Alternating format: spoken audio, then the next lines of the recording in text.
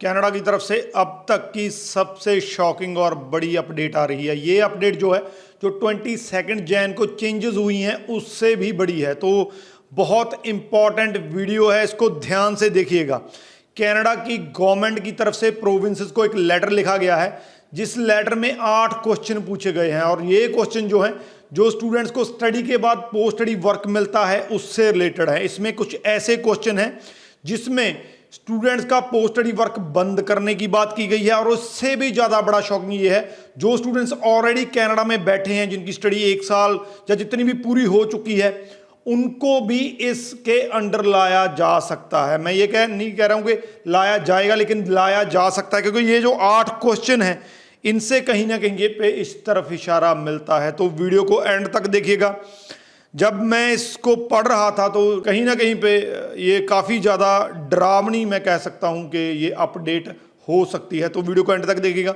उससे पहले हमारा यूट्यूब चैनल जरूर सब्सक्राइब कर लीजिए क्योंकि इस पर आपको ऐसी ही अपडेटेड इन्फॉर्मेशन देखने को मिलती है। तो बात करते हैं इस बड़ी और डरावनी अपडेट की। कनाडा गवर्नमेंट ने प्रोविंसेस को जो एक लेटर लिखा है उस लेटर में उन्होंने उनसे 8 क्वेश्चन पूछे हैं। इस लेटर लिखने का मकसद ये है कि जो स्टूडेंट हैं जिनको स्टडी के बाद पोस्ट स्टडी वर्क, जिसको हम PGWP भी कहते हैं, वो मिलता है, तो उसके रिगार्डिंग उसको कैसे लेबर मार्केट से अलाइन किया जाए और कैसे जिन स्टूडेंट्स को वर्क परमिट मिलता है उसकी गिनती को कम किया जाए। जी हाँ, अलाइन किया जाए और गिनती को कम किया जाए, क्योंकि कैनेडियन गवर्नमेंट पहले ही कह चुकी है कि हम टेम्परेरी वीज़ा पे जो भी हैं उनकी गिनती कम करने जा रहे हैं। तो क्या ये आने वाले टाइम में वर्क परमिट की कैपिंग होने जा रही है? ये बड़ा क्वेश्चन है अपने आप में।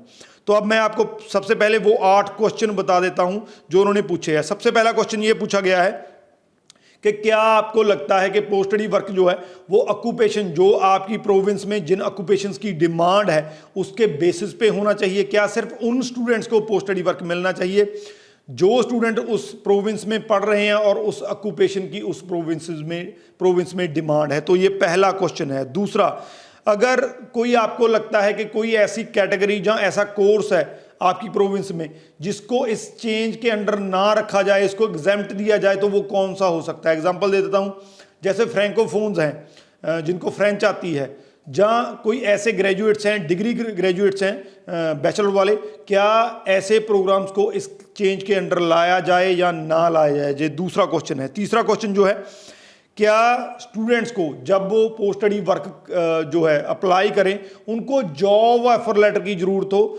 वो जॉब ऑफर लेटर भी उस ऑक्यूपेशन से होना चाहिए जिस ऑक्यूपेशन की डिमांड है? तो आने वाले दिनों में ये बड़ी पॉसिबिलिटी बन सकती है कि आपको पोस्ट स्टडी वर्क तभी मिलेगा अगर आपके पास कोई जॉब ऑफर लेटर होगा और वो भी उस ऑक्यूपेशन से होगा जो इन डिमांड है।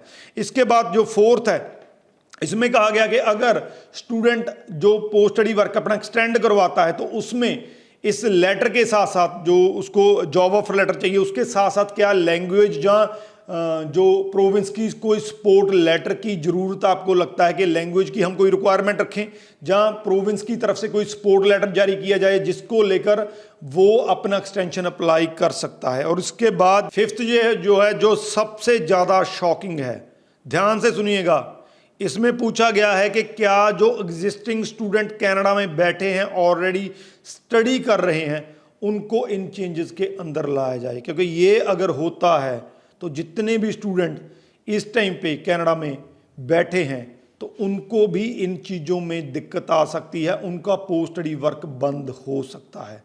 अपने आप में बहुत शॉकिंग ये जो क्वेश्चन पूछा गया है। इसके बाद जो है उन्होंने पूछा है कि ऑक्यूपेशन लिस्ट जो हम जारी करेंगे जिनकी डिमांड है उसको कितने टाइम के बाद हमें पब्लिश करना है?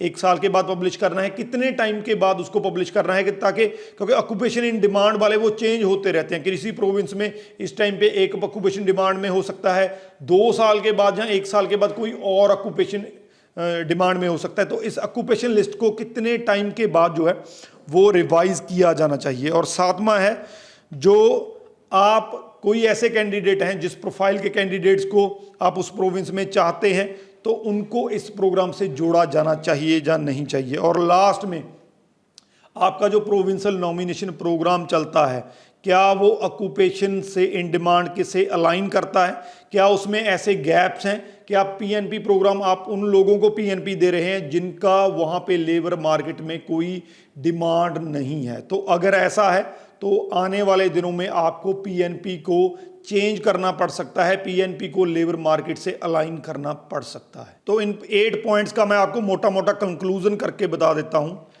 कनाडा इस टाइम पे जो आने वाले दिनों में इस चीज़ को इंट्रोड्यूस कर सकता है कि जो स्टूडेंट्स को पोस्ट स्टडी वर्क मिलता है, उन्होंने पीआर ऑलरेडी इस चीज़ से कर दिया है, तो पोस्ट स्टडी वर्क जो मिलता है वो उन ऑक्यूपेशंस को उन लोगों को दिया जाए जिनकी स्टडी वहाँ की लेबर मार्केट के साथ अलाइन करती है। एग्जाम्पल दे देता हूँ, मान लीजिए वहाँ पे नर्सेज की ज़रूरत है, तो उन स्टूडेंट को पोस्ट स्टडी वर्क मिलेगा जिनके उन्होंने नर्सिंग की हुई है। या कोई ऐसा कोर्स है जिसकी वहाँ पे इन डिमांड नहीं है, तो उन स्टूडेंट्स को पोस्ट स्टडी वर्क से मना हो सकता है। और इससे बड़ी जो बहुत बड़ी इसमें शॉकिंग ये है कि उनसे ये भी पूछा गया है कि जो एग्जिस्टिंग ऑलरेडी वहाँ पे बैठे हैं क्या उन पे ये चेंजेस लागू होनी चाहिए। अगर ऐसा होता है, ये चेंजेस इमीडिएट लागू होती हैं और उन पे भी लागू होती हैं जो वहाँ पे बैठे हैं और एक लिस्ट जारी होती है ऑक्यूपेशन की, तो एक बड़ी जो अपने आप में दिक्कत आ जाएगी जो भी स्टूडेंट इस टाइम पे कनाडा में बैठे हैं जहाँ जाने की तैयारी में। हालांकि इस पे आने वाले दिनों में क्लैरिटी हो जाएगी, लेकिन फिर भी इस टाइम की सबसे बड़ी अपडेट ये है कि 22 जैन को जो धमाका हुआ था, शायद उससे भी बड़ा धमाका आने वाले दिनों में हो सकता है। स्टूडेंट्स का पोस्ट स्टडी वर्क कैंसिल किया जा सकता है, कुछ कैटेगरीज को मना किया जा सकता है, चाहे वो कनाडा में बैठे हैं चाहे इस टाइम पे जाने की तैयारी में है। मैक्सिमम टू मैक्सिमम शेयर कर दीजिए। इस वीडियो के रिगार्डिंग आपको डराने की कोई मेरी मकसद नहीं है, लेकिन ये जो फैक्ट है, जो ट्रुथ है, वो आप तक पहुंचना चाहिए। बने रहिए, टच में रहिए। इसके रिगार्डिंग कोई और अपडेट आती है तो सबसे पहले मैं आपके साथ शेयर करूंगा। इस वीडियो के रिगार्डिंग मुझे पता है कि बहुत से क्वेश्चन आने वाले हैं, तो अगर कोई डाउट है, जितना मुझे इस टाइम की इंफॉर्मेशन है उसके रिगार्डिंग आपको आंसर मिल जाएगा, तो आप नीचे लिख सकते हैं। शेयर जरूर कर दीजिए। राजवी चहल, थैंक यू सो मच।